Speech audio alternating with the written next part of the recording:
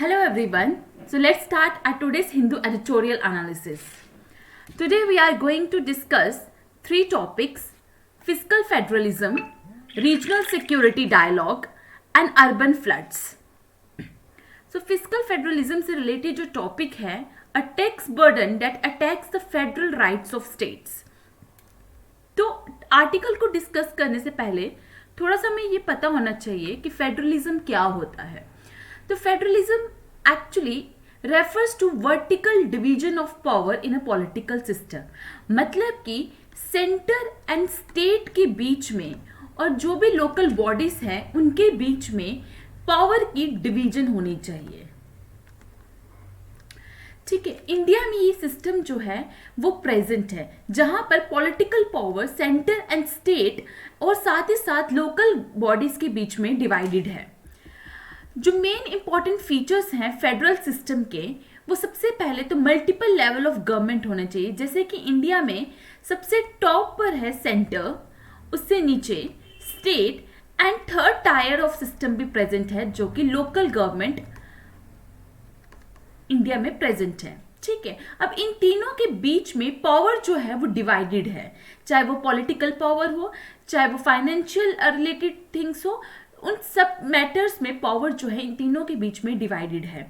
और साथ ही साथ फेडरल सिस्टम का जो इंपॉर्टेंट फीचर है वो है रिटन कॉन्स्टिट्यूशन. अगेन ये फीचर भी इंडिया की पार्लियामेंट्री फॉर्म ऑफ गवर्नमेंट में प्रेजेंट है.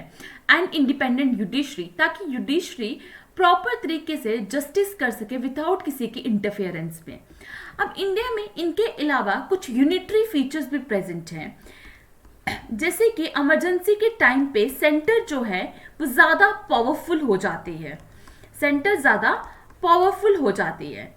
ठीक है, तो इसीलिए और इंडिपेंडेंट जुडिशरी के साथ साथ वी हैव इंटीग्रेटेड जुडिशरी. यहां पर सुप्रीम कोर्ट, हाई कोर्ट और डिस्ट्रिक्ट कोर्ट्स आपस में इंटीग्रेटेड है. सो इंडिया में फेडरल फीचर के साथ साथ कुछ यूनिटरी फीचर्स भी हैं. दैट्स व्हाई इंडिया में federal form of government is known as quasi federal government. Okay, now federalism जो है बेसिकली थ्री टाइप्स की है. सबसे पहले तो आती है कोऑपरेटिव फेडरलिज्म. कोऑपरेटिव फेडरलिज्म का मतलब है ये है कि जो डिफरेंट एंटिटीज हैं, जैसे कि डिफरेंट स्टेट्स हैं, डिफरेंट स्टेट्स सेंटर के साथ मिलकर कोऑपरेट करती है जब भी कोई देश में क्राइसिस आ जाते हैं वेरियस इश्यूज को लेके. ऐसे तो हमारे पास 7th शेड्यूल में 3 लिस्ट प्रेजेंट होती हैं: state list, union list and concurrent list. State list में जो भी सब्जेक्ट्स होंगे उसमें स्टेट ही लॉज बना सकती है.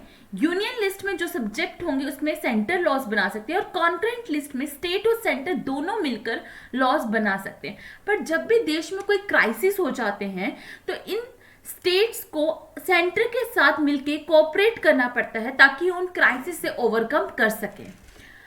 नेक्स्ट आता है competitive federalism.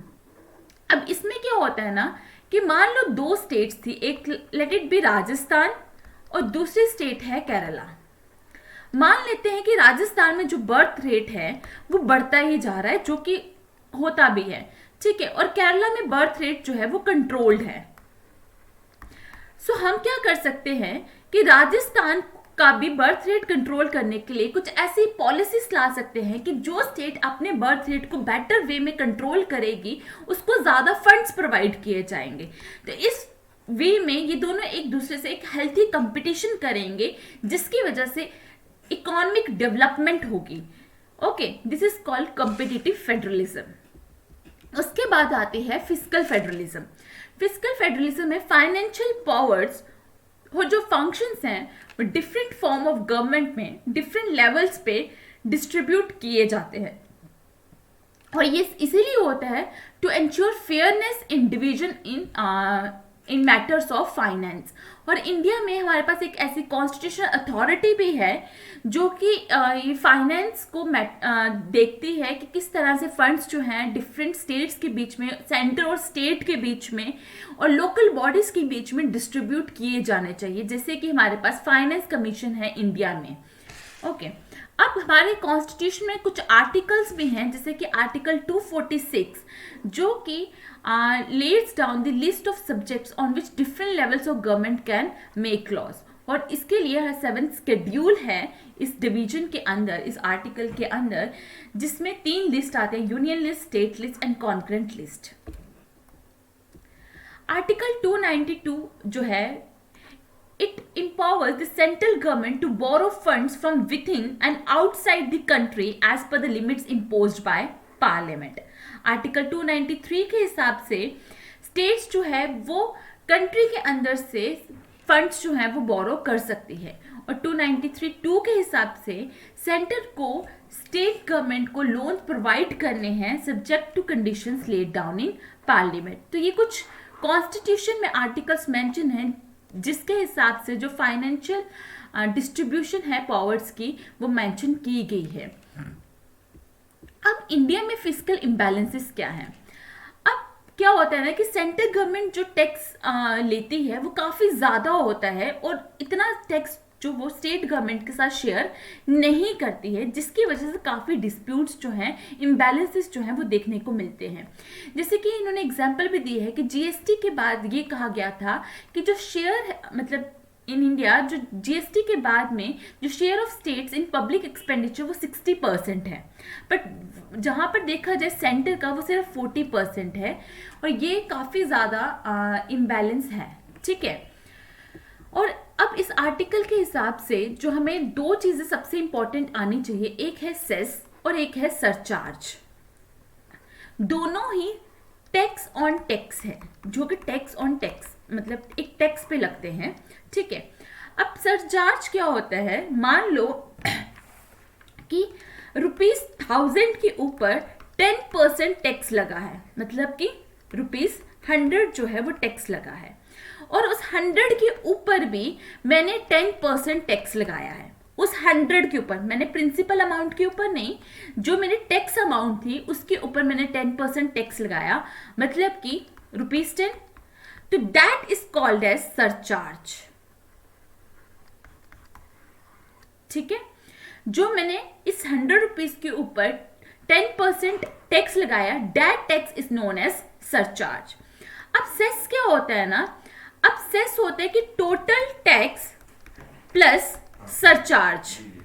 Okay, total tax plus surcharge. So मेरा टोटल टैक्स था ₹100, ठीक है, और उसके ऊपर मैंने 10 रुपीज लगाया, तो ₹110 के ऊपर अब मैं 10% जो है वो टैक्स लगाऊंगी, तो ये मेरा आ गया सरचार्ज, सेस। ठीक है, तो सरचार्ज क्या था? जो मैंने टैक्स लगाया अपने टैक्स के ऊपर। ठीक है, पर सेस क्या आता है कि जो टोटल टैक्स था प्लस सरचार्ज के ऊपर जो मैंने टैक्स लगाया उसको कहते हैं सेस। सेस सिर्फ स्पेसिफिक प्रोडक्ट्स के लिए या स्पेसिफिक डेवलपमेंट के लिए हम लगाते हैं।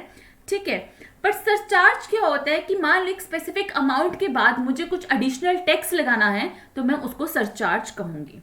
ठीक है, अब क्या हुआ था ना कि अभी हमने रिसेंटली न्यूज़ में लास्ट 2-3 दिन पहले डिस्कस भी किया था कि जो पेट्रोल और डीजल के प्राइसेस हैं वो कम हो चुके हैं।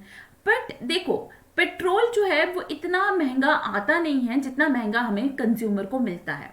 जैसे कि जो पेट्रोल के बेस प्राइस है वो सिर्फ 47.28 रुपीज़ है, उसके ऊपर जो फ्री ट्रांसपोर्टेशन चार्जेस वगैरह लगा देते हैं वो 0.30 है। ठीक है, फिर उसके बाद कुछ एक्साइज ड्यूटीज लगाई जाती हैं। पहले तो 32.90 लगाई थी, पर अब रिड्यूस करके 27.90 लगाई जाती हैं। ठीक है, ये लगाती है सेंटर, और उसके बाद स्टेट भी वैट लगाती है, और उसके बाद जो हमें रिटेल प्राइस मिलता है वो कुछ इतना होता है, जो कि अभी रिड्यूस हो चुका है। ठीक है, अब सेंटर जो हमें एक्साइज ड्यूटी लगाती है ना, उस एक्साइज ड्यूटी के अंदर एक बेसिक एक्साइज ड्यूटी आती है।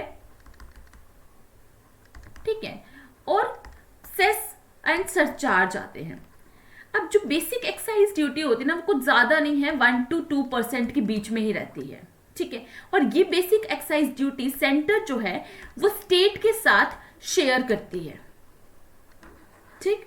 और ये जो सेस एंड सरचार्ज है ना, सेंटर इसको काफी ज्यादा हाई रखती है, ज्यादा से ज्यादा 3 या 4% होना चाहिए as compare to basic excise duty के, बट देखा गया है इट इज हायर, मतलब 20% टाइम्स ज्यादा है, ठीक है। और ये सेस एंड सरचार्ज जो है वो सेंटर स्टेट के साथ शेयर नहीं करती, इसलिए ज्यादातर वो उसको हाई रखती है, ठीक है।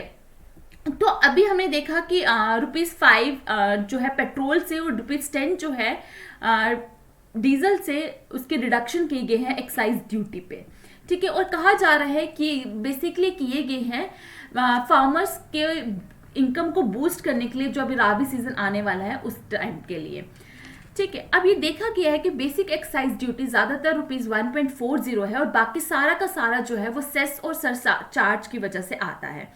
आर्टिकल 271 में ये कहा गया है कि सेंटर जो है वो अपनी मर्जी से इंक्रीज कर सकती है एक्साइज ड्यूटी को, बट इसमें ये तो नहीं कहा गया कि हद से ज्यादा वो उसको इंक्रीज कर सकते हैं, जैसे कि 20% उसको इंक्रीज कर सकते हैं as compare to basic excise duty का। तो सेंटर क्या है ना, इस आर्टिकल का मिसयूज कर रही है, ठीक है। अब एक डेटा प्रोवाइड किया गया है कि उन्होंने कहा है कि यूनियन गवर्नमेंट ने लास्ट ईयर 2020-2021 में 3.72 लाख करोड़ जो है वो कलेक्ट किया है फ्रॉम पेट्रोलियम प्रोडक्ट। ये डेटा जो है वो petroleum planning and analysis cell ने पब्लिश किया था। अब उसमें से देखा गया है कि सिर्फ 18,000 करोड़ जो था वो बेसिक एक्साइज ड्यूटी था, जो कि शेयर किया गया स्टेट के साथ, बाकी सारा का सारा एडिशनल एक्साइज ड्यूटी के अंडर आ जाता है, जो कि स्टेट के साथ कंपेयर नहीं किया। और अगर मैं इसको परसेंटेज के वाइज में बताऊं तो सिर्फ 95% जो रेवेन्यू जो कलेक्ट हुआ वो स्टेट के साथ शेयर हुआ ही नहीं, सिर्फ 4 से 5% रेवेन्यू जो था उन्होंने स्टेट के साथ शेयर किया। तो इस एग्जाम्पल से हम ये डिस्कस करना चाहते हैं कि जो फेडरलिज्म का कॉन्सेप्ट इंडिया में प्रिवेल करता है उसको काफी अंडरमाइन किया जा रहा है, जिसको प्रॉपर तरीके से यूज नहीं किया जा रहा और पावर्स को प्रॉपर तरीके से स्टेट और सेंटर के बीच में डिस्ट्रीब्यूट नहीं किया जा रहा है, ओके। और after the implementation of goods and service tax, उसके बाद से ना स्टेट जो है सिर्फ 3 चीजों में ही वैट लगा सकती है, जैसे कि पेट्रोल, डीजल एंड लिकर, ठीक है। बाकी सब पे स्टेट जो है वो टैक्स नहीं लगा सकती। तो again it is an example of injustice done to the states और ये फिस्कल फेडरलिज्म के खिलाफ है, ठीक है।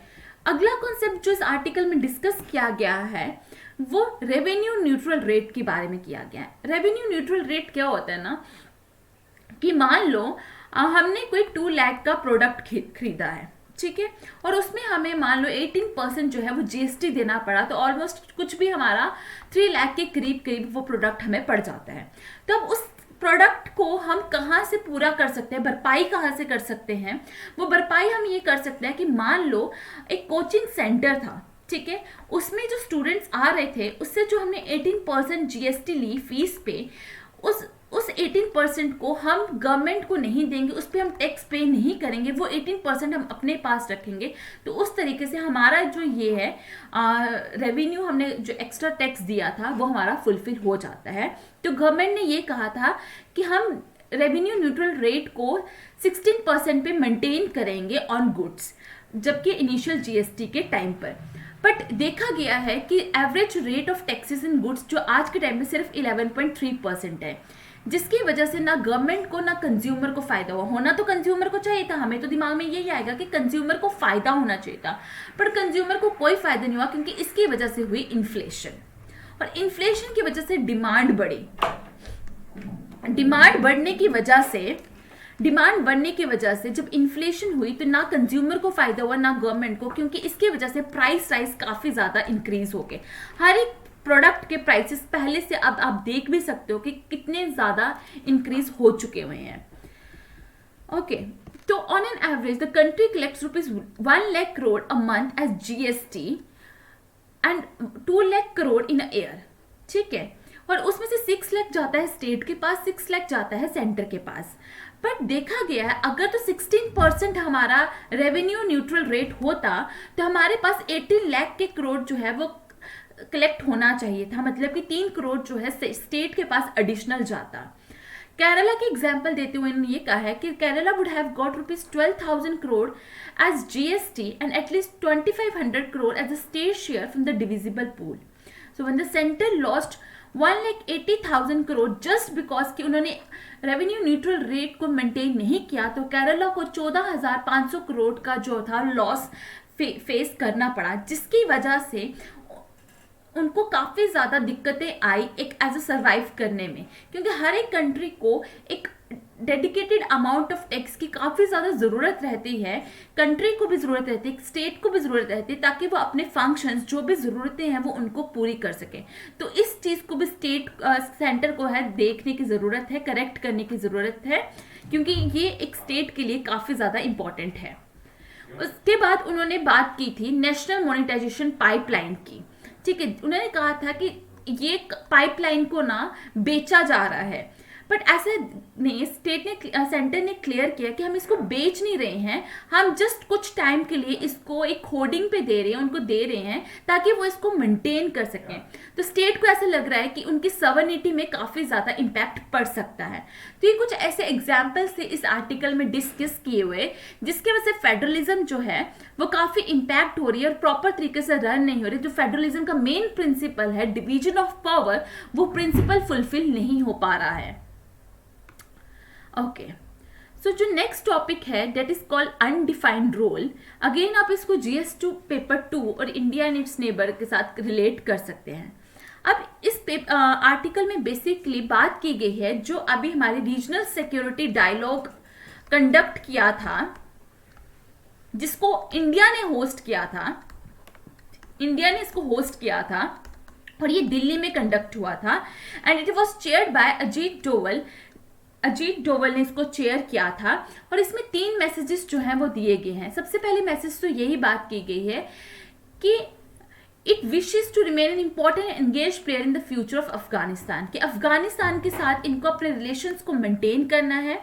दूसरी बात की कि US नाटो ट्रूप्स के एग्जिट के बाद अफगानिस्तान के जो नेबर्स हैं जैसे कि रशिया वगैरह, उनको अपने रिलेशंस जो है वो काफ़ी ज़्यादा रशिया को मिलाकर कहा गया है कि उनको अपने रिलेशन जो है वो काफ़ी ज़्यादा इम्प्रूव करने चाहिए ताकि वो अफगानिस्तान की हेल्प कर सके।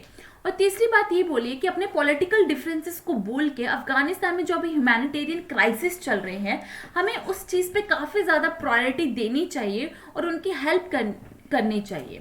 ठीक है, अब इसमें जो थे ना 8 देशों को पार्टिसिपेट करने के लिए इनविटेशन दिया गया था, बट इसमें चाइना और पाकिस्तान ने क्लियरली मना कर दिया कि हम इसमें पार्टिसिपेट नहीं करेंगे। और पाकिस्तान ने इनफैक्ट इंडिया को रिफ्यूज़ भी कर दिया है कि आप काबुल से जो रोड एक्सेस है हम आपको नहीं देंगे, जिसके थ्रू इंडिया जो वीट और मेडिसिन जो है वहाँ पे प्रोवाइड कर सकते थे। ठीक है, अब ये डिक्लेरेशन में फर्दर इन्होंने ये बात की है कि इसमें हम लैंग्वेज मतलब कि SCO जो है उससे काफ़ी ज़्यादा स्ट्रॉन्ग जो डिक्लेरेशन देखी गई है, क्योंकि इसमें टेररिज्म की बात, टेरर फाइनेंसिंग की बात, रेडिकलाइजेशन की बात, तीनों को ही अहमियत दी गई है। मतलब जो कि डिस्कशन SCO कंट्री के बीच में हुई थी उससे ज़्यादा इम्पोर्टेंस जो है वो इम्पोर्टेंट जो ये डिक्लेरेशन साबित हुई है। साथ ही साथ इन्होंने ये भी देखा गया है कि रशिया और ईरान जो है अभी भी काबुल में अपनी एम्बेसीज को मेंटेन किए हुए हैं, और जो टोक्यो प्लस है जिसमें US, चाइना, रशिया, पाकिस्तान है आते हैं। अब ये अलग से मिलकर ना तालिबान फॉरेन मिनिस्टर्स के साथ कुछ मीटिंग्स करने की सोच रहे हैं इस्लामाबाद में इसी हफ्ते। मतलब इससे कहने का मतलब ये है कि जो अफगानिस्तान की नेबरिंग कंट्रीज है ना, इनको आपस में मिलकर जो है वो सोल्यूशन निकालना चाहिए। पर देखने को ये मिल रहा है कि हर कोई अपने अपने वे में ना अलग से उनके साथ रिलेशंस बनाने की कोशिश कर रहा है। ठीक है, और उसके बाद ये भी आर्टिकल में कहा गया ऑथर ने कि जो भी इंडिया के टॉक्स है ना, इंडिया को उस पर थोड़ा सा गौर करना चाहिए और थोड़ा सा अपना जो बातें हैं ना वो क्लियर करना चाहिए, अपना माइंडसेट क्लियर करना चाहिए। क्योंकि इंडिया ने ये को तो कहा कि हमें उनकी हेल्प करनी चाहिए। वहाँ पे जो पॉवर्टी है, वहाँ पे जो हंगर क्राइसिस है, उनको हेल्प करनी चाहिए, उनको रिड्यूस करना चाहिए। बट अभी तक इंडिया ने कोई मॉनेटरी कॉन्ट्रीब्यूशन जो है नहीं किए हैं, ठीक है, और ना ही कोई ऐसा प्लान बनाया है कि उनके साथ कुछ जो ट्रेड और कनेक्टिविटी है उसको कंटिन्यू करेंगे। तो इंडिया जो है अपने इस गोल पे, अपने इस टारगेट पे काफ़ी क्लियर नहीं है। तो इंडिया को अपने जो गोल हैं एज अ रीजनल लीडर उसको क्लियर करने की ज़रूरत है, तभी वो इन डिफरेंसेस को जो है वो ख़त्म कर पाएंगे। सो इसके साथ साथ एक छोटा सा आर्टिकल है, मतलब आर्टिकल नहीं है, थोड़ा सा एक नेशनल सिक्योरिटी काउंसिल सेक्रेटरीट के बारे में बात कर लेते हैं। इंडिया ने इस काउंसिल को बनाया था 1999 में, जहाँ पे नेशनल सिक्योरिटी की बारे में हम जो है बात कर सकते हैं, डिस्कस कर सकते हैं, और इसको हेड करते हैं प्राइम मिनिस्टर। इसके अंदर 3 टायर स्ट्रक्चर आ जाता है: strategic policy group, national security advisor board and national security council secretariat. Ministry of home affairs, defence, external affairs and finance इनके मेंबर्स हैं, एंड नेशनल सिक्योरिटी एडवाइजर जो है इनके सेक्रेटरी हैं। उसके बाद आता है हमारा नेक्स्ट टॉपिक फ्लड्स के बारे में, जो कि हमें चेन्नई में अभी फ्लड्स को देखने को मिल रहा है। तो आप इसको जीएस पेपर 3 डिजास्टर मैनेजमेंट के साथ जो है वो रिलेट कर सकते हैं। अब आता है कि क्यों नॉर्थ चेन्नई में मतलब कि इतना ज़्यादा हैवी रेन्स जो है वो उसका इम्पैक्ट देखने को मिल रहा है। तो मद्रास हाई कोर्ट ने इस बार जो है ग्रेटर चेन्नई कॉरपोरेशन को काफ़ी ज़्यादा वार्निंग दे चुकी है कि अगर उन्होंने कोई भी इम्प्रूवमेंट नहीं की तो मद्रास का हाई कोर्ट जो है वो सुओ मोटो प्रोसीडिंग्स जो है वो ले लेगा इस सिचुएशन को इम्प्रूव करने के लिए। Chennai and several other parts of Tamil Nadu have been receiving heavy rainfall since 3 days, जिसकी वजह से काफ़ी ज़्यादा वाटर लॉगिंग और डैमेजेस जो हैं वो घरों को हो चुके हैं, और इसकी वजह से एटलीस्ट 5 पीपल जो है इस हैवी रेन की वजह से मर चुके हैं, और 1400 have been move to relief camps. The Madras High Court brought a flooding in Chennai while hearing a public interest litigation on removing encroachment to ensure that roads in the cities are wide enough. अब Madras high court ने जो है greater Chennai corporation को साफ साफ कह दिया है कि आपको इनके खिलाफ कोई ना कोई स्टेप्स लेने पड़ेंगे, क्योंकि हर साल इस फ्लडिंग की वजह से काफ़ी ज़्यादा नुकसान जो है वहाँ पे फेस करना पड़ता है, ठीक है। और ये भी कह दिया है कि अगर आपने कोई स्टेप नहीं लिए तो हम खुद ही कोई स्टेप्स जो है अपने हिसाब से ले लेंगे। अब मतलब उन्होंने कहा, रीजंस दिए हैं कि क्यों ऐसा हैवी रेन्स इतना ज़्यादा इम्पैक्ट करती हैं उस रीजन को। एक तो ये है कि वहाँ की लो लाइन टोपोग्राफी, ठीक है, जिसकी वजह से वहाँ पे वाटर लॉगिंग कंडीशंस काफ़ी ज़्यादा हो जाती हैं। ओके, दूसरी बात ये बोली है कि वहाँ पे जो ड्रेनेज सिस्टम है वो काफ़ी अच्छा तरीके से सेटल्ड नहीं है, तो प्रॉपर प्लानिंग भी नहीं है ड्रेनेज सिस्टम की, जिसकी वजह से जहाँ पे पानी आ जाता है तो वो पानी वहाँ से सीप नहीं हो पाता है। उसके बाद उन्होंने कहा है कि वहाँ पे जो भी कंस्ट्रक्शन और बाकी कमर्शियल एक्टिविटीज वैसे जो डेब्रिस है वो ड्रेनेज सिस्टम में फंस जाते हैं, जिसकी वजह से वाटर लॉगिंग हो जाती है और फ्लड्स जो है वो देखने को मिलते हैं। उसके बाद जो स्टॉर्म वाटर ड्रेन्स हैं वो भी उन्होंने कहा है कि काफ़ी इनएडिक्वेट हैं वहाँ पे नंबर में, और वो काफ़ी अच्छे तरीके से काम नहीं कर रहे हैं और आधे तो ब्लॉक हो चुके हैं, ठीक है। कॉजेस ऑफ अर्बन फ्लड्स क्या है? कुछ तो डायरेक्ट फैक्टर होते हैं और कुछ इनडायरेक्ट फैक्टर होते हैं। डायरेक्ट फैक्टर में आपके natural factor and manmade factor आ जाते हैं। नेचुरल फैक्टर जो जैसे वेदर पैटर्न में चेंज होना, हैवी रेनफॉल हो जाना। मैनमेड फैक्टर में कि आपके प्रॉपर से फ्लड प्लेन्स नहीं बने हुए हैं, आपकी जो डेवलपमेंट है जिसकी वजह से अभी हमने बोला कि उन ड्रेन होल्स में जो है डेब्रिस वगैरह अटक जाती हैं, ठीक है, जिसकी वजह से loss of natural drains and जो रोड्स रूफ्स एंड पेव्ड हैं वो काफ़ी इम्परमियस हो जाते हैं, पानी वहाँ पे सीप आउट नहीं कर पाता है। और इनडायरेक्ट फैक्टर है कि improper and इनएडिक्वेट drainage system, on road हम जो व्हीकल की पार्किंग कर देते हैं, प्रॉपर से वेस्ट मैनेजमेंट की कोई फैसिलिटीज ना हो, और लोगों का भी एटीट्यूड काफ़ी ज़्यादा इंपॉर्टेंट है, क्योंकि इसमें हमारी भी उतनी ही रिस्पॉन्सिबिलिटी बनती है कि हम भी इस चीज़ का ख्याल रखें कि हम कूड़ा कचरा कहीं पे भी ना फेंक दें। जो हमारी नाला वगैरह उनमें कूड़ा कचरा फेंक से क्या होता है कि वो ब्लॉक हो जाता है, जिसकी वजह से फ्लडिंग होना ऑब्वियस है, ठीक है।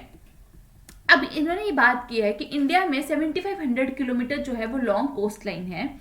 जहाँ पे ऑलमोस्ट इंडिया की 14% पॉपुलेशन रहती है और 9 स्टेट्स उसमें आते हैं, ठीक है। और जो कि जैसे कि मुंबई, चेन्नई, कोची जो आ जाते हैं, ठीक है, और ज़्यादा प्रोन टू फ्लड हैं क्योंकि उसके बिल्कुल पास ही सी आ जाता है और वहाँ पे एक मानसून का बिहेवियर कुछ अजीब सा, ये कभी भी मानसून आ जाता है और इतनी ज़्यादा हैवी रेनफॉल हो जाती है कि वहाँ पे फ्लड्स जो है हर साल हमें देखने को मिलते हैं। 2016 की यूएन की रिपोर्ट के हिसाब से 14 मिलियन पीपल जो इंडिया में रिस्क में है from high sea level rise की वजह से बाय 2050। तो इतने ज़्यादा लोगों को जो है वो नुकसान पहुंच सकता है इसकी वजह से। तो urban flooding is significantly different from rural flooding, क्योंकि अर्बनाइजेशन की वजह से डेवलपमेंट जो कैचमेंट्स हैं वो फ्लड के पीक्स में काफ़ी ज़्यादा हो जाते हैं, as from 1.8 to 8 times, and flood volumes जो है वो 6 टाइम्स इंक्रीज हो जाता है, क्योंकि अर्बन एरियाज में कोई भी ऐसी जगह बचती नहीं है जहाँ से जो पानी है वो ग्राउंड में सीप कर सके। हर जगह इंक्रोचमेंट ही इंक्रोचमेंट है, तो पानी जो है वो रोड्स पे इकट्ठा हो जाता है और हर साल वो पिक्चर हमें जो है वो देखने को मिलती है। तो सॉल्यूशंस इसके यही हैं कि हमें इनोवेटिव अप्रोचेस की ज़रूरत है, जैसे कि वेटलैंड रिस्टोरेशन होनी चाहिए, रूफटॉप वाटर की जो हमें प्रॉपर से सिस्टम डेवलप करना चाहिए, ठीक है। हमें अपने रोड्स कुछ इस तरह से बनाने चाहिए कि वो परमिएबल हो सके वाटर से, ठीक है। ग्रीन रूफ की डेवलपमेंट करने की ज़रूरत है। अर्बन फ्लड मैनेजमेंट की ज़रूरत है, क्योंकि अर्बन फ्लड मैनेजमेंट की वजह से ना ही हम फ्लड्स को कंट्रोल कर रहे हैं, बट साथ ही साथ हम क्या कर सकते हैं, ज़्यादा से ज़्यादा ग्रीन स्पेसेस जो हैं वो बना सकते हैं, सिटी को रेजिलिएंट और सस्टेनेबल बना सकते हैं, ठीक है। वाटरशेड मैनेजमेंट की भी काफ़ी ज़रूरत है और एक इमरजेंसी ड्रेनेज प्लान की, कि अगर कुछ ऐसा होता है तो हमारे पास ऑलरेडी जो है एक इमरजेंसी ड्रेनेज प्लान होना चाहिए ताकि हम उस सिचुएशन से टैकल कर सकें। Then proper management of drainage system, जो कि सबसे इंपॉर्टेंट स्टेप आ जाता है। सॉलिड वेस्ट को प्रॉपर तरीके से ट्रीट करना, ठीक है। और ड्रेन्स जो है वो रेगुलरली क्लीन होने चाहिए ताकि वहां से फ्रीली पानी जो है वो फ्लो कर सके। Then vulnerability analysis and risk assessment should form part and parcel of city master plans. So this are the some of the steps जो हमें लेने चाहिए अर्बन फ्लडिंग को कंट्रोल करने के लिए। Okay, so this are the questions for today. So for today's quote is, success is not about how much money you make, it's about the difference you make in people's life. So that's all for today. Thank you. Bye bye.